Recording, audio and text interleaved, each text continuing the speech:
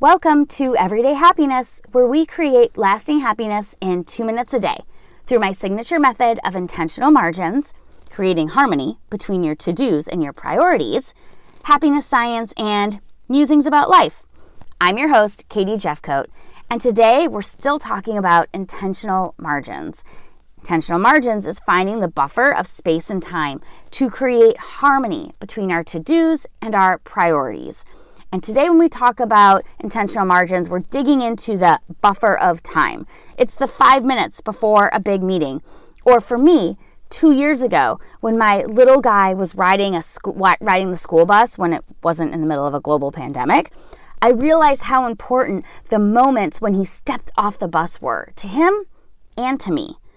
Before this time, I would always be finishing one last thing as the bus rolled up, either a text, an email, or I'd be on the phone. I'd be hushing my little kids as they gleefully bounced off the bus, waving to the bus driver as my phone was tucked under my shoulder and against my ear.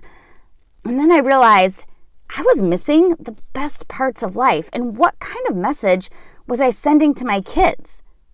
It was a gut punch. They were always so excited to see me and to tell me about their day, and inevitably for me to grab their backpack and them to hand over whatever artwork they were bringing home.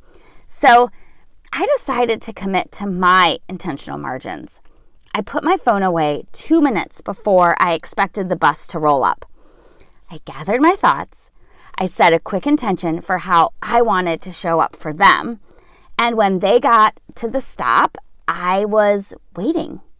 My phone was tucked into my pocket. I was looking at them, their smiles, watching them bounce off the bus. And more than anything, I was present for them in those initial moments. The message I sent to my kids was that I'm here. I value you. I want to be here in this moment with you.